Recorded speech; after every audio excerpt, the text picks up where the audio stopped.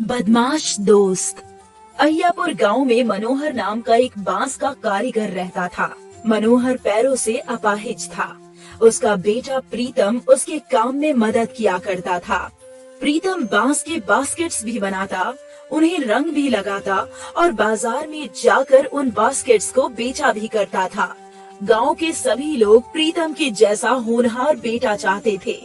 उन्हीं में से एक श्रीधर भी था। श्रीधर का बेटा राज 20 साल का हो चुका था और अब तक उसने कमाना शुरू नहीं किया था।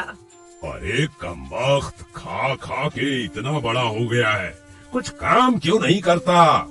देख उस प्रीतम को, 2 साल से अपने पिता का पूरा काम संभाल लिया है उसने और अब अपने पिता से भी ज्यादा कमाता है। और एक तू है निकम्मा। पापा, मुझे आपकी तरह टेलरिंग नहीं करनी, मैं कुछ बड़ा करूंगा। और वो प्रीतम भी कोई बड़ा काम नहीं कर रहा, बास्केट ही बना रहा है, समझे? वो कुछ भी कर रहा है, कम से कम कमा रहा है। तेरी तरह मुफ्त की रोटियां नहीं तोड़ रहा। हाँ हाँ, मैं भी कमाऊंगा और जल्दी ही। श्रीधर हर वक्त राज को ताने सुनाया करता था और राज उस लायक भी था। ऐसा नहीं था कि उसे काम नहीं मिल रहा था, पर वो हर काम को छोटा समझता था। अरे मंटू, चल क्रिकेट खेलते हैं। नहीं यार, मैं जा रहा हूँ काम पर। तूने कौन सा काम शुरू कर दिया? अभी पिछले हफ्ते ही बगल वाले गांव में एक कैटरर्स है, उनको लड़कों की तलाश है, पगार भी अच्छी है। तू कहे तो तेरी भी बात कर लूं। नहीं नहीं, मैं कैटरिंग मैटरिंग का काम नहीं करूंगा, तू जा। ठीक है, जैसी तेरी मर्जी।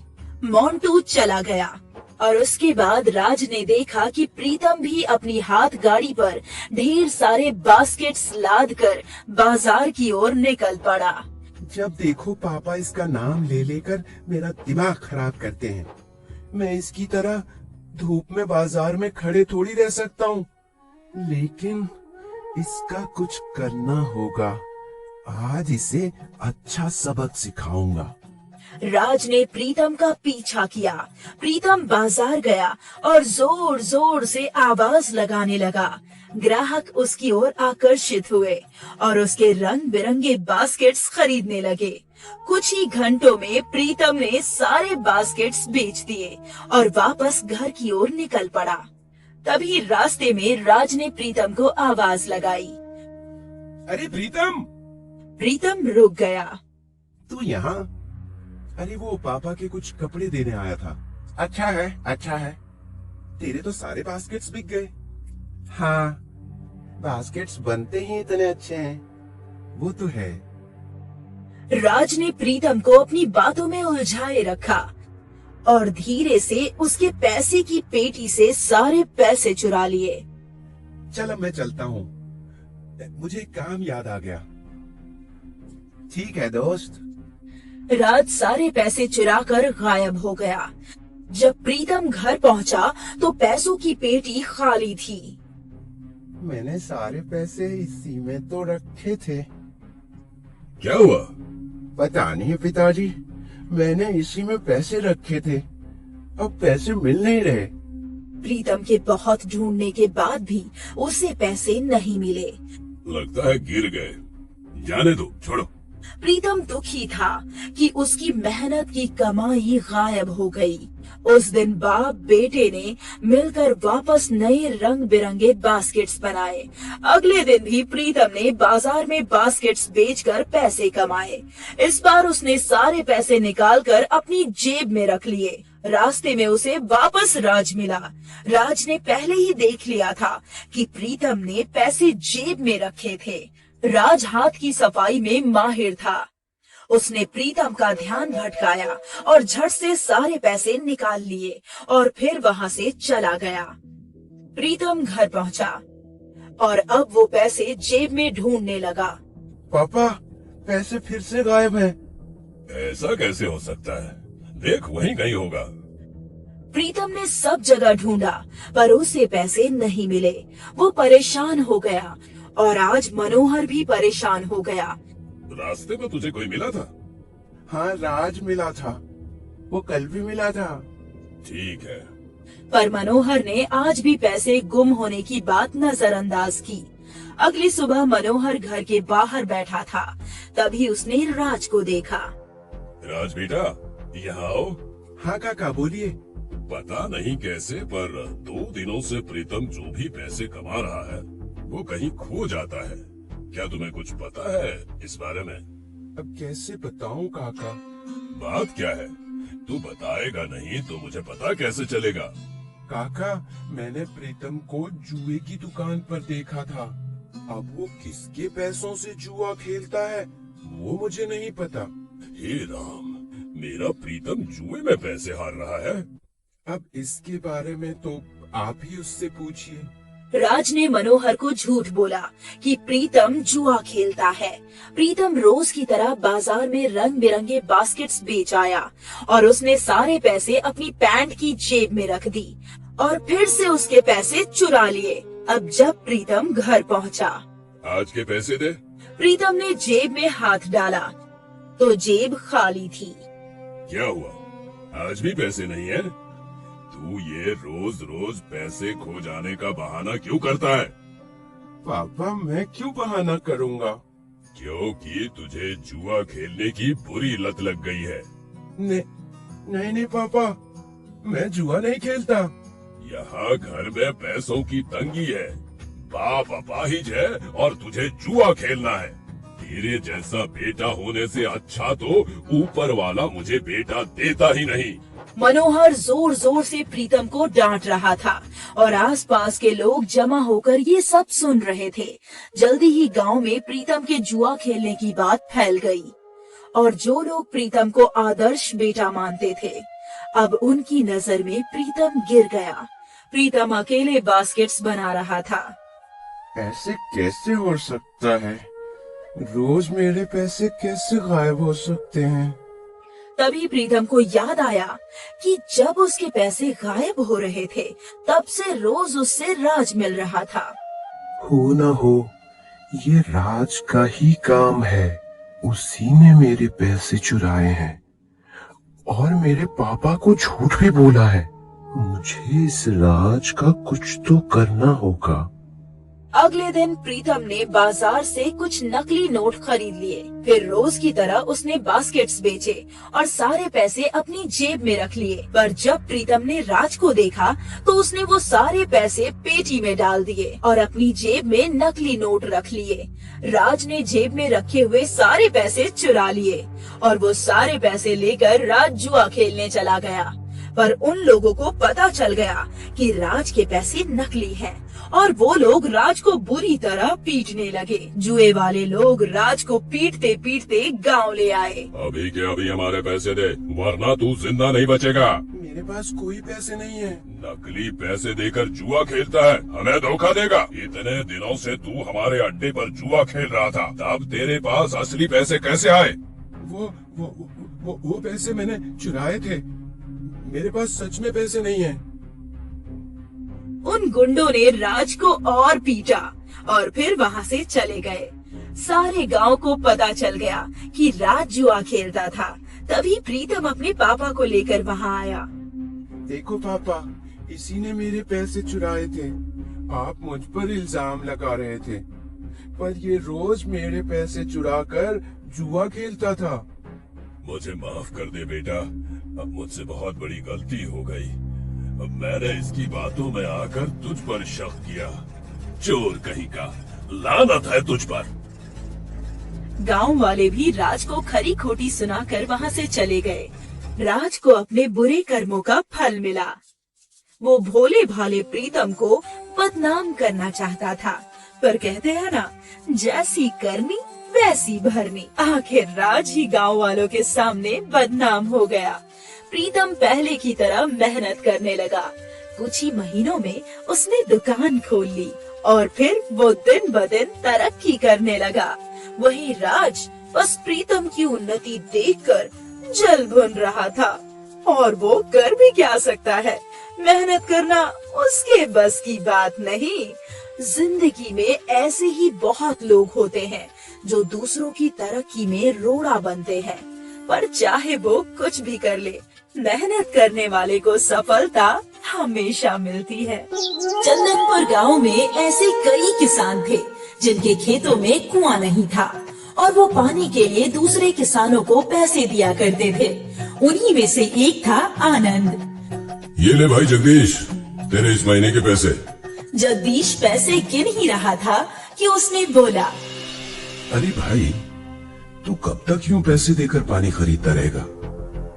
क्या करूं भाई, मेरे पास अपना खुद का कुआं कहाँ है और कुआं खुदवाने के लिए पैसे भी नहीं है। तो तू मेरा कुआं खरीद लेना। वैसे भी मेरा कुआं तेरे खेतों के नजदीक है और मैं इसका ज्यादा इस्तेमाल भी नहीं करता। तू सच में अपना कुआं बेचना चाहता है? हाँ, अगर तुझे खरीदना है तो मुझे 10,000 दे दे और ये कुआं तेरा। 10,000? अब इतने तो बनते ही है ना, तू देख ले। अगर तुझे खरीदना है तो बोल दे, वरना मैं किसी और ग्राहक को ढूंढ लेता हूँ। अरे नहीं भाई, नहीं, मैं 1-2 दिन में तुझे पैसे दे दूंगा। ठीक है आनंद। आनंद घर गया और उसने कुआं खरीदने की बात अपनी पत्नी सरिता को बताई। सोच रहा हूँ हमारी दोनों बकरियों को बेचकर आनंद को पैसे दे दूं कुएं के लिए। बकरियों को बेचने से अच्छा आप मेरी अंगूठी गिरवी रख दीजिए। अरे नहीं सरिता, ये तेरी माँ की है, मैं ये कैसे ले सकता हूँ? अरे सोना ऐसे वक्त के लिए ही तो बनाते हैं ना, और मैं बेचने को थोड़ी कह रही हूँ। आप गिरवी रख दीजिए, जब पैसे आएंगे तो हम छुड़वा लेंगे। ठीक है। सरिता ने आनंद को अंगूठी दे दी। वो अंगूठी गिरवी रखकर आनंद ने जगदीश को पैसे दे दिए। ठीक है भाई, आज से ये कुआं तेरा हुआ। धन्यवाद भाई। उस दिन आनंद ने खुशी खुशी खेतों में काम किया और शाम में जब वो घर पहुंचा तो उसकी साली नीलिमा घर आई हुई थी। जीजा जी, कैसे हैं आप? बहुत अच्छा हूँ। और तू बता, तू कैसी है नीलिमा? बहुत अच्छी हूँ। जब से दीदी घर से गई है तब से पूरे घर में मेरा ही राज है। क्या बोली तू? कुछ नहीं दीदी, यूं ही मजाक कर रही थी। आई बड़ी मजाक करने वाली। अरे मैं तो भूल ही गई थी। आपका काम हुआ? हाँ, हो गया। आज से वो कुआं हमारा हुआ। अब मैं जितना चाहूँ उतना पानी कुएं से निकाल सकता हूँ। अरे वाह जीजा जी, ये तो बहुत खुशी की बात है। इस बात पर तो दीदी को बोलो समोसे बनाने। हाँ, सरिता बना दो ना समोसे। ठीक है, बनाती हूँ। सरिता भी बहुत खुश थी। उसने सबके लिए समोसे बनाए और सबने खुशी खुशी समोसे खाए। अगले दिन आनंद कुएं से पानी लेने गया। हे, रुक जाओ। क्या हुआ भाई? पानी के पैसे दो। किस बात के पैसे? ये कुआं तो मेरा है ना। मैंने कल ही तुमसे ये कुआं खरीदा था। तुमने मुझसे कुआं खरीदा था पर अंदर का पानी नहीं। अगर तुम्हें पानी चाहिए तो पैसे दो। क्या? पर ये तो सरासर धोखा है। अच्छा, अब पंचायत ही तुम्हारा फैसला करेगी। चलो पंचायत। आनंद और जगदीश दोनों मुखिया जी के पास आए और दोनों ने अपनी अपनी बात रख दी। कुछ गांव वाले भी इकट्ठा हो गए थे। आनंद की पत्नी और उसकी साली भी वहां पहुंच चुकी थी। कुआं मैंने आनंद को जरूर बेचा है, पर उसके अंदर का पानी अब भी मेरा है। अगर उसे पानी चाहिए तो मुझे पैसे देने होंगे। ये तो धोखा है मुखिया जी। ये गलत बात है जगदीश। तुम आनंद को धोखा नहीं दे सकते।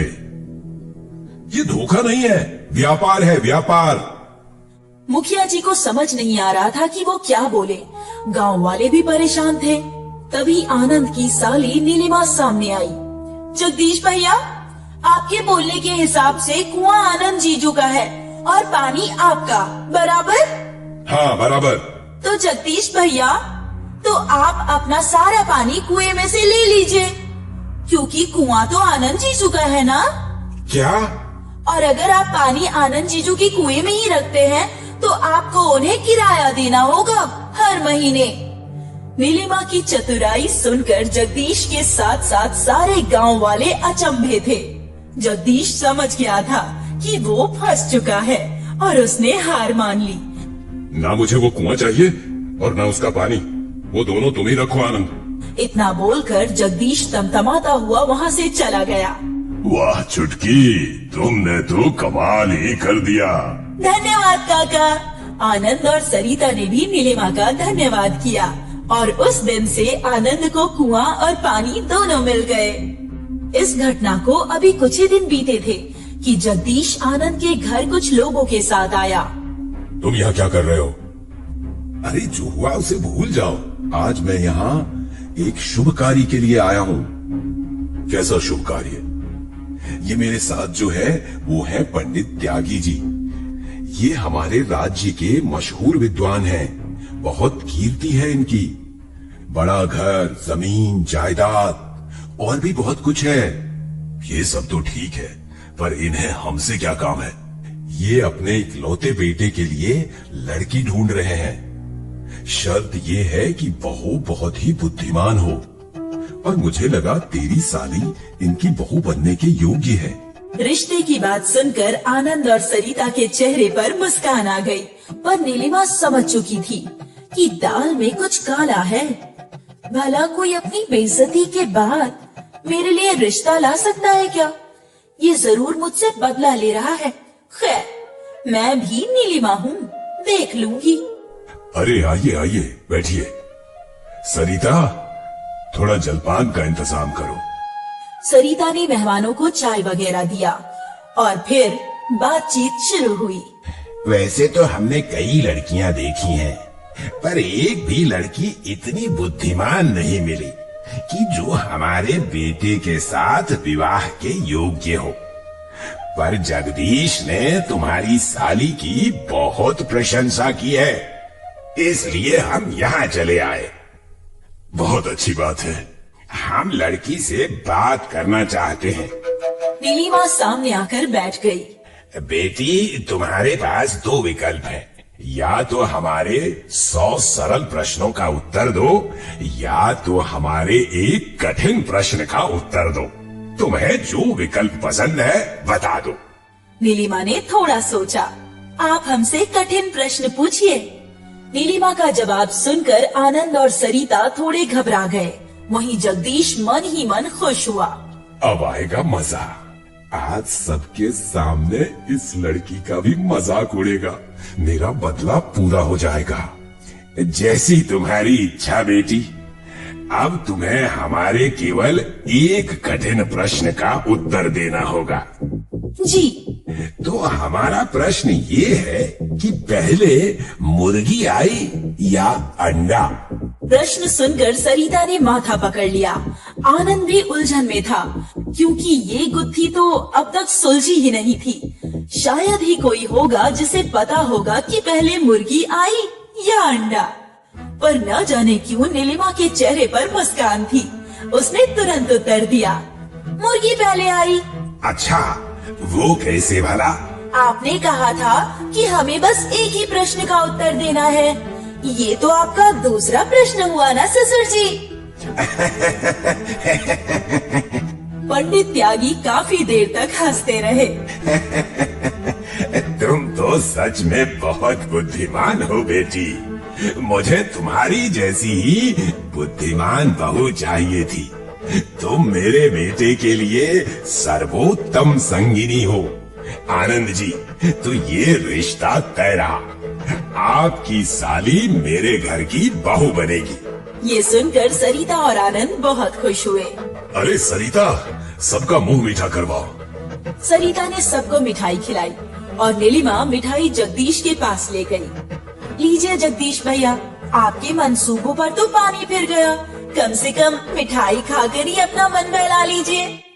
जगदीश ने जबरदस्ती मिठाई उठाई और न चाहते हुए भी मुस्कुराते हुए मिठाई खाई। जगदीश जल भुन रहा था। उसके बदले का सपना सपना ही रह गया। कुछ महीनों बाद नीलिमा की शादी पंडित त्यागी के बेटे से हो गई और अब वो अपने बड़े से घर में रानी की तरह रहती थी। अब जब जगदीश उसे देखता था तो वो खुद को कोसता था। पर अब उसमें वो हिम्मत नहीं थी कि वो नीलिमा से अपनी बेइज्जती का बदला ले सके। 2 बार मुंह की जो खा चुका था। नीलिमा थी तो बहुत बुद्धिमान और उसने बुद्धिमानी से अपनी जिंदगी संवार दी।